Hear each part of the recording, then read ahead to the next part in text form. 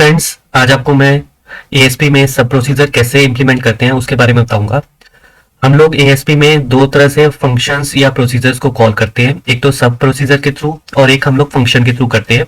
दोनों में main difference क्या है कि अगर हम लोग सब प्रोसीजर के थ्रू अगर प्रोग्राम क्रिएट करते हैं तो सब प्रोसीजर आपका कोई भी वैल्यू रिटर्न नहीं करता है। अगर हम लोग फंक्शन के थ्रू कोई यूजर डिफाइंड फंक्शन क्रिएट करते हैं तो वो फंक्शन आपका वैल्यू को रिटर्न कर सकता है, मगर सब प्रोसीजर के थ्रू अगर हम लोग इंप्लीमेंट करते हैं तो वो कोई भी वैल्यू रिटर्न नहीं करेगा। तो आज हम लोग सब प्रोसीजर के थ्रू कैसे प्रोग्राम इंप्लीमेंट करते हैं वो आज हम लोग देखेंगे। तो सबसे पहले आपने स्क्रिप्टिंग टैग में सब प्रोसीजर को कॉल करना है। अब सब प्रोसीजर आपका विदाउट एनी पैरामीटर भी क्रिएट कर सकते हो और विद पैरामीटर भी क्रिएट कर सकते हो। तो हम लोग यहाँ पर कॉल एक कीवर्ड यूज करेंगे जिसके थ्रू हम लोग अपने सब प्रोसीजर को कॉल करेंगे। तो यहां पर कॉल के बाद आपने उस सब प्रोसीजर का नेम डिफाइन करना है। तो यहां पर मैंने किया माई सब और उसके बाद आप जो पैरामीटर पास कर रहे हो उनकी वैल्यू। अब यहां पर हम लोग स्टार्टिंग में हम लोगों ने दो वेरिएबल लिए जिसको हम लोगों ने डिमेंशन कीवर्ड से डिक्लेयर किया। उसके बाद इन दोनों पैरामीटर्स को आप उस सब प्रोसीजर में पास करोगे। अब यहां से ये वाली जो स्टेटमेंट है ये आपकी उस सब प्रोसीजर को कॉल करने वाली स्टेटमेंट है। अब हमने उसकी डेफिनेशन बनानी है। तो डेफिनेशन बनाने के लिए हम लोग क्या करेंगे, सबसे पहले सब एक कीवर्ड यूज करेंगे, क्योंकि अगर हमें सब प्रोसीजर की डेफिनेशन को स्टार्ट करना है तो हमें सब कीवर्ड से उसको स्टार्ट करना पड़ेगा। देन उसके बाद उस सब प्रोसीजर का जो नेम है वो हम लोग डिफाइन करेंगे। तो हमारा नेम है माई सब। उसके बाद आपने जो पैरामीटर्स पास कराए हैं कॉलिंग के टाइम पे तो उन पैरामीटर की वैल्यूज को आप रिसीव करोगे। तो यहां पर हम लोगों ने ए एंड बी की ही थ्रू वैल्यूज को रिसीव किया। उसके बाद अब अपनी माई सब प्रोसीजर की डेफिनेशन को स्टार्ट करना है। अब हम लोग यहां पर प्रोग्राम क्रिएट कर रहे हैं कि दो नंबर्स की वैल्यूज को हम लोग सब प्रोसीजर में पास कर रहे हैं, उन दोनों वैल्यूज को ऐड करेंगे और उसका जो रिजल्ट है वो हम लोग सेम ही सब प्रोसीजर में डिस्प्ले कराएंगे, क्योंकि सब प्रोसीजर कभी भी वैल्यू को रिटर्न नहीं करता है। तो यहां पर हम लोगों ने एक थर्ड वेरिएबल लिया सी। उसके बाद हम लोगों ने यहां पर C equals to A plus B किया। उसके बाद यहां पर आपने किया response dot write addition of two numbers is. उसके बाद कंकैटिनेट ऑपरेटर एंड सी की वैल्यू को आपने यहां पर डिस्प्ले करा दिया। अब हम लोग ये चाहते हैं कि जब ये 1 by 1 आपके डिस्प्ले हो तो आपकी एक स्टेटमेंट भी डिस्प्ले हो कि आप उस टाइम पे आपका कंट्रोल कौन से उसमें है, डेफिनेशन में है या कॉलिंग टाइम पे है। तो यहां पर हम लोग कर रहे हैं response dot write I am in sub procedure.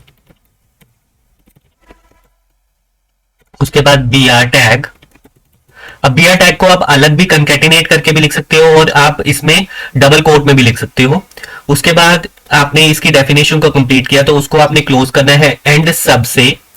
उसके बाद यहां पर जब आपने इसको कॉल किया तो उससे पहले हम लोग लिखेंगे response dot write I am in scripting. हम लोग अभी स्क्रिप्टिंग वाले ब्लॉक में है। स्क्रिप्टिंग स्क्रिप्टिंग ब्लॉक और यहां पर फिर बीआर टैग और इसको आपने क्लोज कर देना। अब आप इसको रन करोगे तो आपने इसको सेव करना है। सेव करने के बाद आप ब्राउजर पे जाओगे। ब्राउजर पे जाने के बाद आपने लोकल होस्ट करना है। लोकल होस्ट करने के बाद आपका जो ब्राउजर है विंडो वो आपकी ओपन हो जाएगी और आपने जो फाइल नेम दिया होगा उसको आपने वहां पर डबल क्लिक कर देना और आपका रिजल्ट शो हो जाएगा। तो आप यहां पर देख सकते हैं कि सबसे पहले आया आई एम इन स्क्रिप्टिंग ब्लॉक। उसके बाद आपका यहां पर सब प्रोसीजर कॉल हुआ। कॉल होने के बाद आपने जो लॉजिक था वो लगाया आपने और उसके बाद आपकी स्टेटमेंट प्रिंट हुई आई एम इन सब प्रोसीजर। उसके बाद आपका addition of two number is 0। ये 0 क्यों आ रहा है, हम लोगों ने मिस्टेक करी है अपने प्रोग्राम में और ये मिस्टेक करी है कि भी हम लोगों ने ए और बी को हमने यहाँ पर डिक्लेयर कर दिया, मगर हम लोगों ने जब उसको कॉल किया तो कॉलिंग टाइम पे हम लोगों ने ए और बी की वैल्यू को पास नहीं किया। जब तक वैल्यूज पास नहीं होंगी तब तक आपके वो वैल्यूज को ऐड नहीं करेगा। तो हमें यहाँ पर a equals to 10 then b equals to 20 आपने वैल्यूज इनिशियलाइज करी। देन उसके बाद a और b की वैल्यूज आपकी सब प्रोसीजर को कॉल होंगी। तो यहाँ पर हम लोग इस प्रोग्राम को रिफ्रेश करते हैं और चेक करते हैं। तो यहाँ पर आपने इसको रिफ्रेश किया, देन उसके बाद आपकी आउटपुट जो आ रही है वो आ रही है 30। मगर आपने यहाँ पर ध्यान देना, जब मैंने वैल्यूज को इनिशियलाइज किया था तो यहाँ पर कोमा ऑपरेटर के बाद दोनों वैल्यूज को इनिशियलाइज कर दिया था, मगर आपने उसको सेपरेट लाइन में लिखना है, तभी आपकी वैल्यूज इनिशियलाइज होंगी, अदरवाइज वो एरर शो करेगा। उसके बाद नेक्स्ट है कि भी आप यहाँ पर जब कॉल कर रहे हो तो कॉलिंग के टाइम पे जो ये कीवर्ड यूज कर रहे हो, अगर आप इस कीवर्ड को यूज नहीं करोगे तो विदाउट एनी कॉल कीवर्ड भी आपका ये सब प्रोसीजर को कॉल कर लेगा। इसमें एक नोट ये है कि जब भी आप विदाउट एनी कॉल कीवर्ड अगर किसी सब प्रोसीजर को कॉल कर रहे हो तो आपको पैरेंथेसिस मेंशन नहीं करनी है। विदाउट एनी पैरेंथेसिस आप पैरामीटर्स की वैल्यूज को पास करोगे। तो आप लोग यहाँ पर सेव करते हैं इसको, देन उसके बाद इस आउटपुट को दोबारा से चेक करते हैं। तो आपने यहाँ पर चेक किया तो आपकी जो आउटपुट है उसमें कोई भी इफेक्ट नहीं पड़ रहा है। अगर हम लोग यहाँ पर वैल्यूज को चेंज करें, ए की वैल्यू अगर हम लोग यहाँ 20 दे दें, बी की वैल्यू को आप 30 दे दो, उसके बाद सेव करो। सेव करने के बाद आप आउटपुट को चेक करो।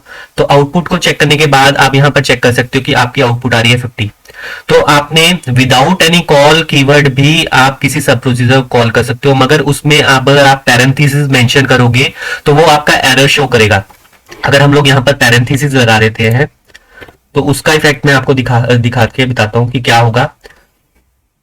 यहाँ पर आपने इसको रिफ्रेश किया, रिफ्रेश करने के बाद यहाँ पर देखो can not use parenthesis when calling a sub procedure. तो यहाँ पर आपने ये पैरेंथेसिस मेंशन करी और आप कॉल कीवर्ड का यूज नहीं कर रहे हो, तो यहाँ पर वो एरर शो कर रहा है।